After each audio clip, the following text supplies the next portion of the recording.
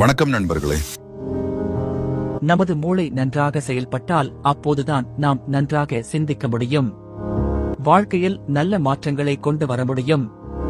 வாழ்க்கையில் நாம் பெரிய முடிவுகளை எடுக்க வேண்டிய சூழ்நிலை வரும்போதும் கடினமான சூழ்நிலைகளை எதிர்கொள்ளும் போதும் நான் மனதளவில் வலுவாக இருப்பது மிகவும் அவசியம். உங்கள் வாழ்க்கையில் எல்லாம் எப்போதும் நன்றாகத்தான் இருக்கும். அப்போதுதான் நீங்கள் மகிழ்ச்சியாக இருப்பீர்கள் என்பது அவசியமில்லை. சில நேரங்களில் நீங்கள் ஒரு பெரிய பிரச்சனையை எதிர்கொள்ள வேண்டியிருக்கும். இது போன்ற சூழ்நிலைகளில் துன்பங்களையும் கடினமான சூழ்நிலைகளையும் எதிர்த்து போராடும் போது ஒருவர் தனது வாழ்க்கையை இழக்க நேரிடும். ஆனால் மனதளவில் வலுவாக இருப்பவர்கள் இந்த கடினமான சூழ்நிலையில் இருந்து நிச்சயம் வெளியே வருவார்கள். எனவே நண்பர்களே, இன்றைய வீடியோவில் நாம் மனதளவில் எப்படி வலுவாக மாறுவது என்று 3 விதிகள் மூலமாக தெரிந்து கொள்ளப் போகிறீர்கள். இவற்றை நீங்கள் தெரிந்து கொண்டு புரிந்து கொண்டால் நம்புங்கள், உங்கள் கடினமான சூழ்நிலையில் இருந்து நிச்சயம் வெளியே வருவீர்கள். நீங்கள் மனதளவில் வலுவான நபராகவும் மாறுவீர்கள். Welcome to Curious Seconds channel. ஒருமுறை ஒரு சீடன் புத்த துறவியிடம் மன வலிமை என்றால் என்ன அப்படின்னு கேள்வி கேட்டதுக்கு, அந்த துறவி புயல் அடித்தாலும் அசையாமல் நிற்கும் பாறையைப் போல உன் மனதையும் மற்றவர்கள் புகழ்ந்தாலும் இகழ்ந்தாலும் ஒரே நிலையில் வைத்திருக்க வேண்டும் அப்படின்னு பதில் அளித்தார். சரி, இப்போது 3 விதிகளையும் ஒன்றொன்றாக பார்ப்போம். முதலாவது விதி, மனதளத்தையும் மீண்டு எழுதலையும் வளர்த்துக் கொள்ளுங்கள். நம்ம வாழ்க்கையில நம்ம கட்டுப்பாட்டுல இருக்கிறது என்ன, நம்ம கட்டுப்பாட்டுல இல்லாதது என்ன அப்படிங்கிறது நல்ல தெளிவா புரிஞ்சுக்கணும். உதாரணமா, உங்களை யாரோ ஒருத்தர் தகாத வார்த்தைகளை சொல்லி திட்டுறார்னு வச்சுக்கோங்க. அந்த நபர் உபயோகிக்கிற வார்த்தைகளை நீங்க கட்டுப்படுத்த முடியுமா? முடியாது. ஆனா அந்த சூழ்நிலையை எப்படி கையாளனோ, எப்படி எதிர்வினை ஆற்றணும் அப்படிங்கிறது உங்க கட்டுப்பாட்டுல இருக்கு. அந்த முடிவை நீங்க தான் எடுக்கணும். சரி, அந்த முடிவை எப்படி எடுக்கிறது? இந்த மாதிரி சூழ்நிலைகள்ல இந்த 3 கேள்விகளை நீங்களே உங்களுக்குள்ள கேளுங்க. இப்போ நான் கோபப்படணுமா? இந்த ஆள் பேசுற பேச்சுக்கு நான் மதிப்பு கொடுக்கணுமா? இந்த ஆள் உருவாக்கி இருக்கிற ஒரு மோசமான சூழல்ல நானும் பங்கெடுத்து என் தரத்தை குறைச்சுக்கணுமா? இந்த கேள்விகளை நீங்க கேட்டுக்கிட்டு இருக்கும்போதே உங்களுக்கு பதில் தெரிஞ்சிரும். உங்களுக்கு ஒத்துவராத எதிர்மறையே மனசுக்குள்ள நிரப்புற அந்த சூழல்ல நீங்க கண்டிப்பா பங்கெடுத்துக்க தயாரா இருக்க மாட்டீங்க.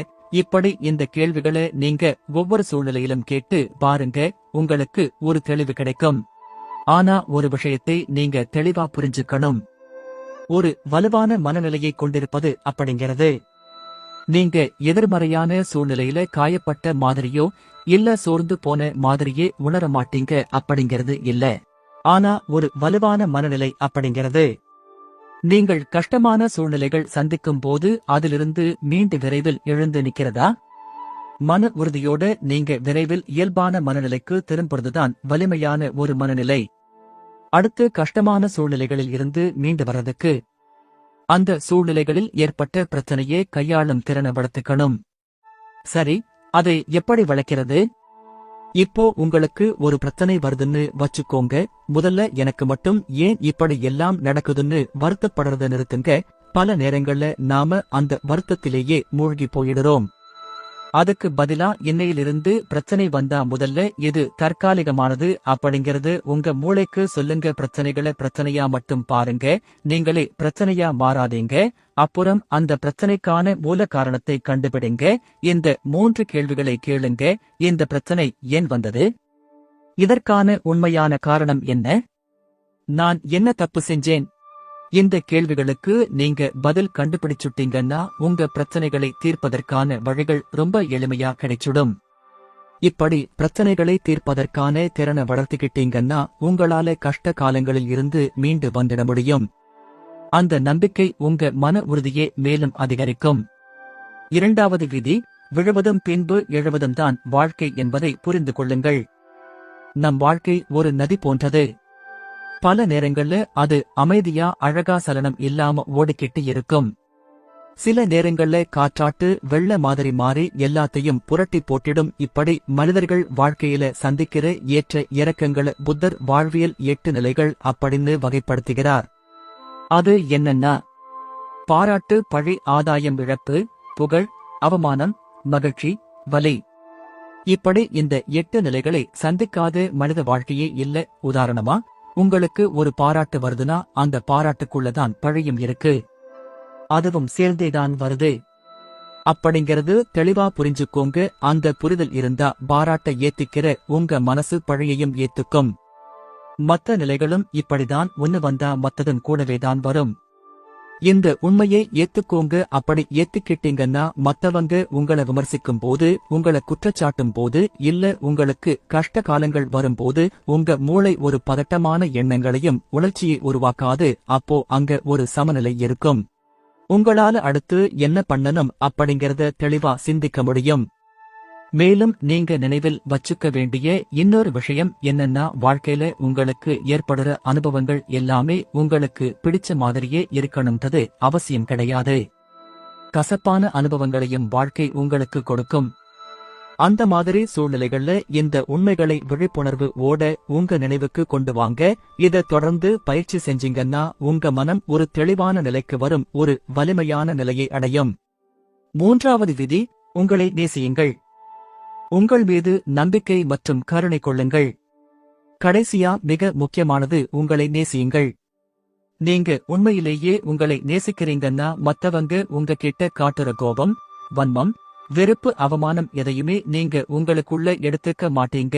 எப்பவுமே இது ஞாபகம் வச்சுக்கோங்க. கறந்த பால்ல விஷத்தை ஒரு துளி ஆனாலும் விடுறதுக்கு நீங்க அனுமதிப்பீங்களா? மாட்டீங்க இல்ல. அது மாதிரிதான் உங்க மனசும் எண்ணங்களும். அது நீங்க தான் நேசிக்கணும், பேணி காக்கணும். அதுல மத்தவங்க சொல்ற செய்ற விஷயம் மாதிரியான எதிர்மறை விஷயங்களை கலக்க விடலாமா? கூடவே கூடாது. அப்படி ஒரு சூழ்நிலை வரும்போது நீங்க உங்களுக்கு சொல்ல வேண்டியது, நான் இந்த எதிர்மறையை என்னுடன் எடுத்து செல்லப் போவதில்லை. நான் அமைதியாக இருக்க விரும்புகிறேன். நான் என்னை நேசிக்கிறேன். எனவே உங்கள் எதிர்மறையை ஏற்க நான் தயாராக இல்லை.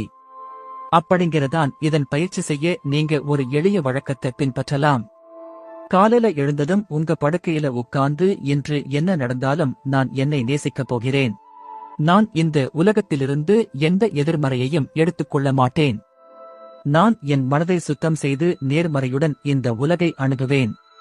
அப்படின்னு ஒரு உறுதிமொழி எடுங்க.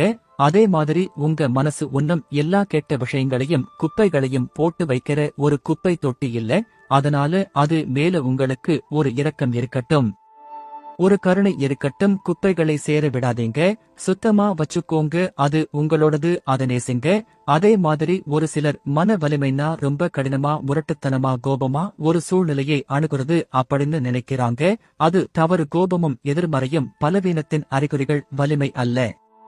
ஒரு வலுவான மனநிலை என்பது வாழ்க்கையில் ஏற்படும் ஏற்றத்தாழ்வுகளால் பெருசா தாக்கம் அடையாம அப்படியே கொஞ்சம் பாதிக்கப்பட்டாலும் வெகு விரைவில் மீண்டு வரதுதான். ஆகவே நண்பர்களே, இந்த எளிய வழிமுறைகளை பின்பற்றுங்க. ஒரு நிலையான மனநிலையை உருவாக்குங்க. எதிலிருந்தும் மீண்டு வரும் ஒரு மனத்தடத்தை உருவாக்குங்க. மற்றவர்களை விட உங்களை நீங்களே நேசிக்கவும். இப்படி செய்யும் போது உங்க வாழ்க்கையில ஏற்படுற ஏற்று தாழ்வுகளால அசைக்க முடியாத ஒரு மனநிலையை நீங்களே உருவாக்குவீங்க. நீங்கள் அனைவரும் உங்கள் வாழ்க்கையில் ஒரு வலிமை மனநிலையை உருவாக்க எனது வாழ்த்துகள். மேலும் இது போன்ற நல்ல நல்ல கதைகளை தொடர்ந்து பார்த்து மகிழ இந்த சேனலை சப்ஸ்கிரைப் செய்யுங்கள்.